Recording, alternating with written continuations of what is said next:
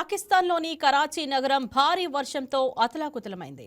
100 కిలోమీటర్ల వేగంతో కూడిన గాలులు, ఉరుములతో కురిసిన భారీ వర్షానికి 21 మంది మృతి చెందారు, 60 మంది గాయపడ్డారు. బలమైన గాలులకు కొన్ని చోట్ల ఇళ్ల కప్పులు కూడా ఎగిరిపోయాయి. ప్రస్తుతం చాలా చోట్ల విద్యుత్ సరఫరా నిలిచిపోయింది.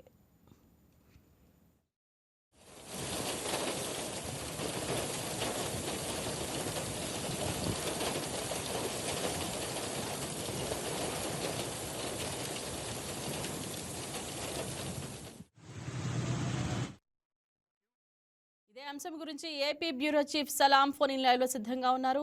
Yes, good afternoon Salam. చెప్పండి, పాకిస్తాన్లోని కరాచీ నగరంలో వర్షం, గాలుల తీవ్రత ప్రస్తుతం ఎలా ఉంది? Indraja, good afternoon Indraja. పాకిస్తాన్ ఆర్థిక రాజధానిగా పేరుగాంచినటువంటి, అదేవిధంగా పాకిస్తాన్ లో అత్యధిక జనాభా కలిగినటువంటి నగరంగా పేరుగాంచిన కరాచీలో ప్రస్తుతం భీకర వర్షాలు, అంటే ఈదురుగాలులతో కూడినటువంటి భీకర వర్షాలు భారీ నష్టాన్ని చవిచూపాయని చెప్పవచ్చు. మొత్తం ఇప్పటికే అంటే నిన్నటి నుండి కురుస్తున్నటువంటి భారీ వర్షాల దాటికి కరాచీ నగరంతో పాటు కరాచీ చుట్టుపక్కల ఉన్నటువంటి సింధ్ అంటే సింధ్ రాష్ట్రం లోని పలు జిల్లాలలో కూడా భారీ వర్షాల దాటికి, ఈదురుగాలుల దాటికి పైకప్పులు కూలిపోవడం, అదేవిధంగా భారీ వృక్షాలు కూడా నేలకొరగడంతో పూర్తి స్థాయిలో అంటే దాదాపు ఇప్పటి వరకు మనకు అందుతున్నటువంటి సమాచారం మేరకు 13 మంది మృతి చెందినట్లు, అదేవిధంగా 68 మంది తీవ్ర గాయాల పాలైనట్లు మనకు వస్తున్నటువంటి సమాచారం. అయితే ప్రధానంగా సైదాబాద్ ప్రాంతంలో ఉన్నటువంటి సైదాబాద్ ప్రాంతంలో టీ తాగేందుకు వచ్చినటువంటి, ఏదైతే తెల్లవారుజామున టీ తాగేందుకు వచ్చినటువంటి వారు ఒక మూకుమ్మడిగా కూర్చున్న ప్రదేశంలో ఒక్కసారిగా అక్కడ భారీ ఈదురుగాలుల దాటికి అక్కడ ఉన్నటువంటి ప్రహరీ గోడ కూలిపోవడం. అయితే ఈ నేపథ్యంలో అక్కడ ఉన్నటువంటి కూర్చున్నటువంటి మొత్తం దాదాపు 13 మంది అక్కడికక్కడే మృతి చెందినట్టు మనకు అందుతున్నటువంటి సమాచారం. అదేవిధంగా అక్కడ కూలినటువంటి గోడల కింద ఇప్పటి వరకు ఇంకా పలువురు ఇంకా ఉన్నారని ఉద్దేశంతో రెస్క్యూ టీం ఇప్పటికే పూర్తి స్థాయిలో అక్కడ ఎప్పటికప్పుడు పరిస్థితులు అంటే సహాయక చర్యలు చేపట్టింది. ఎవరైనా సరే ఇంకా ఆ శిథిలాల కింద ఎవరైనా సరే ఉన్నారా అనేటటువంటి కోణంలో ఇప్పటికీ అక్కడ మొత్తం రెస్క్యూ టీం శోధిస్తున్నటువంటి పరిస్థితి ఉంది. అంతేకాకుండా అంటే పాకిస్తాన్ నార్త్ కరాచీలో ఎక్కువగా ఈదురుగాలులు ఎక్కువగా వీచాయి. దీనితో అందరూ అక్కడ ప్రజలు సైతం భయాందోళన చెందినటువంటి పరిస్థితి మనం గమనించవచ్చు. అయితే తాజాగా అందుతున్నటువంటి సమాచారం మేరకు మనకు షారియా ఫైసల్ అనేటటువంటి ప్రాంతంలో 100 కిలోమీటర్ల వేగంతో గాలులు వీచాయని, అదేవిధంగా మౌరీపూర్ అనేటటువంటి ప్రాంతంలో వచ్చేసి 97 కిలోమీటర్ల వేగంతో గాలులు వీచాయని మనకు అందుతున్నటువంటి సమాచారం. ఏదేమైనప్పటికీ నిన్న రాత్రి నుండి ఇప్పటి వరకు కూడా నార్త్ కరాచీ ప్రాంతంలో, అదేవిధంగా సింధ్ రాష్ట్రంలోని పలు జిల్లాలలో కూడా నిన్నటి నుంచి వర్షం బీభత్సం సృష్టించిందని చెప్పవచ్చు. ఎక్కడికెక్కడ ఈ గృహాలు, అదేవిధంగా భారీ వృక్షాలు నేలకొరిగినటువంటి పరిస్థితిని మనం చూడవచ్చు. అయితే మొత్తం మీద పాకిస్తాన్ లో ఆర్థిక రాజధానిగా పేరుగాంచినటువంటి కరాచీని నిన్నటి నుంచి వర్షాలు బెంబేలెత్తిస్తున్నాయని చెప్పవచ్చు.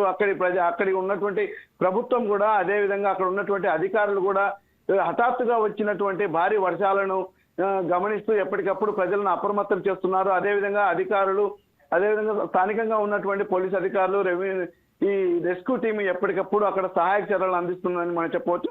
అయితే ఈ తరహా వర్షాలు అంటే ఇళ్ల కప్పులు ఎగిరిపోవడం, విద్యుత్ అంతరాయం వంటి సమస్యలు ఏ ప్రాంతాల్లో ఎక్కువగా కనిపిస్తుంది?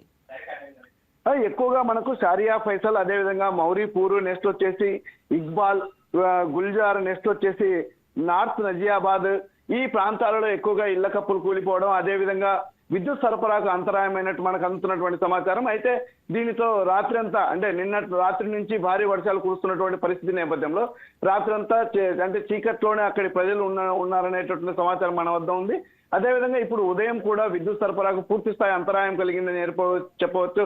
లోతట్టు ప్రాంతాలు పూర్తి స్థాయి జలమయం కావడం, దీనితో అక్కడ అంటే సహాయక చర్యలు అందించేందుకు కూడా రెస్క్యూ టీం పూర్తి స్థాయిలో శ్రమించాల్సినటువంటి పరిస్థితి కనిపిస్తోంది. బాధితులకు స్థానిక ప్రభుత్వం లేదా సహాయక బృందాలు ఎలాంటి సహాయం అందిస్తున్నాయి?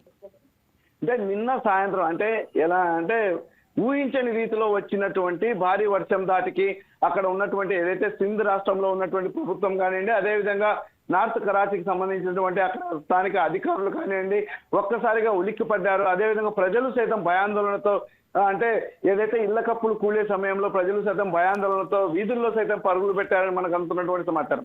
అయితే మొత్తం మీద భారీ వర్షాల దాటికి ప్రజలు పడే ఇబ్బందులను దృష్టిలో ఉంచుకొని అక్కడి అధికార యంత్రాంగం పూర్తి స్థాయిలో అప్రమత్తమైంది. ఎప్పటికప్పుడు వారికి సహాయక చర్యలు అందిస్తున్నారని చెప్పవచ్చు. అయితే ఈ నేపథ్యంలోనే దాదాపు సుమారుగా 68 మంది తీవ్ర గాయాల పాలయ్యారు. అంటే తీవ్ర గాయాలయ్యేందుకు ప్రధాన కారణం అక్కడ ఉన్నటువంటి భారీ వృక్షాలు నేల కొరగడము, అదేవిధంగా గృహాల ఇంటి పైకప్పులు కూడా నేల కొరిగినటువంటి పరిస్థితిలో ఈ రైట్, నేపథ్యంలో గాయపడిన వారికి వైద్య సేవలు ఎలా అందిస్తున్నారు సలాం? ఆసుపత్రుల పరిస్థితి ఎలా ఉంది? రైట్ ఇంద్రజ, ఆ గృహాలలో ఉన్న వారికి పూర్తి స్థాయిలో తీవ్ర గాయాలు పాలు కావడంతో రెస్క్యూ టీం సిబ్బంది అదేవిధంగా స్థానిక అధికారులు కూడా వారిని స్థానికంగా ఉన్నటువంటి వైద్యశాలలకు, అంటే దాదాపు అక్కడ ఉన్నటువంటి పాకిస్తాన్ లో ఉన్నటువంటి సివిల్ ఏదైతే నార్త్ కరాచీకి దగ్గరలో ఉన్నటువంటి సివిల్ హాస్పిటల్, అదేవిధంగా జిన్నా హాస్పిటల్ కు వీరందరినీ 68 మందిని తరలించి ప్రస్తుతం చికిత్స అందిస్తున్నారని మనకు సమాచారం. అయితే మొత్తం మీద ఏదైతే ఇప్పటి వరకు ఒకే ప్రాంతంలో ఒకే చోట టీ తాగేందుకు వచ్చినటువంటి 13 మంది ఒక్కసారిగా మృతి చెందడంతో అక్కడ ఆ ప్రాంతంలో విషాద ఛాయలు అలుముకున్నాయని చెప్పవచ్చు. ఇప్పటికే రవాణా వ్యవస్థపై ఈ వర్షాల ప్రభావం ఎలా ఉంది? రోడ్లు గాని, విమానాలు, రైళ్లు సవ్యంగా నడుస్తున్నాయా? ఖచ్చితంగా రవాణా వ్యవస్థపై ఈ భారీ వర్షాల ప్రభావం ఎక్కువగా చూపిందని చెప్పవచ్చు. ఇప్పటికే లోతట్టు ప్రాంతాలు జలమయం కావడం, అదేవిధంగా రహదారులు కూడా ఈ యొక్క వరద నీటి ప్రవాహానికి కోతకు గురవడం, అదేవిధంగా విమానాల రాకపోకలకు కూడా, అంటే ఏదైతే భారీ వర్షం అనుకోని రీతిలో కేవలం భారీ వర్షమే కాకుండా భారీ ఈదురుగాలులు రావడంతో కూడా అక్కడి వాతావరణం పూర్తి స్థాయిలో స్తంభించిపోయిందని చెప్పవచ్చు. అదేవిధంగా రవాణా శాఖ కూడా, అంటే ఏదైతే రవాణా పరంగా కూడా ఏదైతే వాహనాలు ఎక్కడికక్కడ వాహనాలు నిలిచిపోయినటువంటి పరిస్థితి. అయితే మొత్తం మీద ఏదైనా సరే అత్యవసర సాయం అందించేందుకు అంబులెన్స్లు అవి తరలి వెళ్లేందుకు మాత్రం అక్కడి ప్రభుత్వం ప్రత్యేక దృష్టి సారించిందని చెప్పవచ్చు. అయితే